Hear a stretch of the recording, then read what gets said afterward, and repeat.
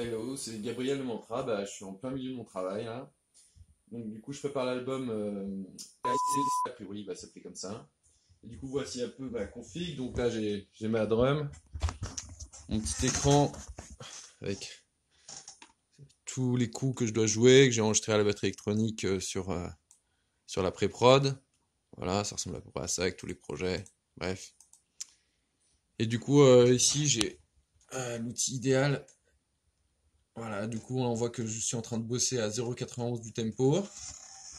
Et puis, pour savoir quelle partie je peux jouer en premier ou pas, je me suis fait un petit tableau.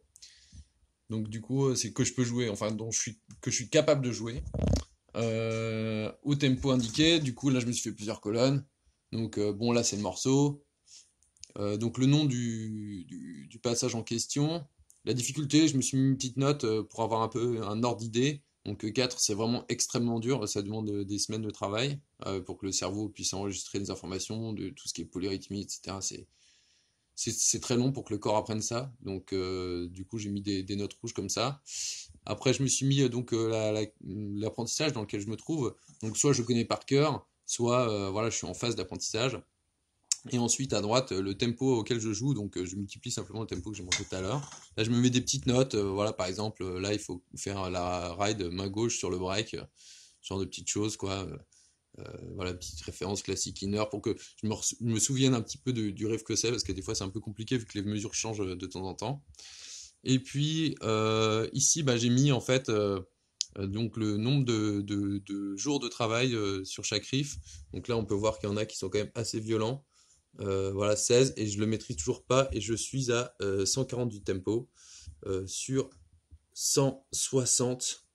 Donc bon, après je me mets des notes, ça devient rouge quand ça devient problématique, c'est-à-dire que le ratio entre la quantité de travail et la vitesse à laquelle je le joue par rapport à la deadline fait que ça devient rouge, ou c'est orange, ou c'est vert parce que c'est maîtrisé, ou alors voilà.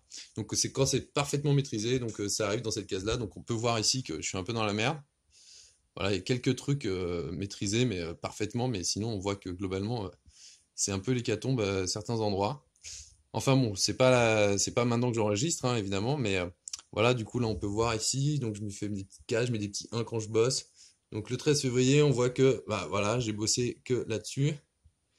Là on est le 14, j'ai pas encore mis ma petite case parce que j'ai pas fini de bosser, mais bon, voilà, du coup je me fais mes petits plannings. Voilà, on voit que j'essaie d'enchaîner les morceaux un peu les uns après les autres. Des fois, je fais des sessions un peu plus ciblées.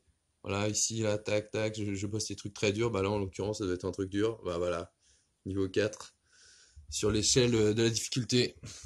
Et donc, mon environnement un peu plus large. Bon, là, c'est un petit tableau de Istasi Watt. Ma copine, bon, on voit pas très bien, mais bon, truc mexicain. Et puis, voilà. Ça, c'est le compte à rebours avant la fin de l'enregistrement.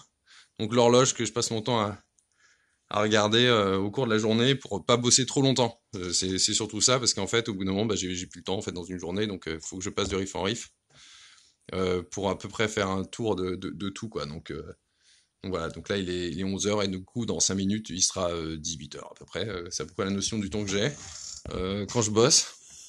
Et puis je me suis fait une petite estrade là, du coup avec des balles de ping-pong et de la mousse là, mais pour éviter de faire trop de bruit pour les voisins. Donc c'est décollé du mur et tout.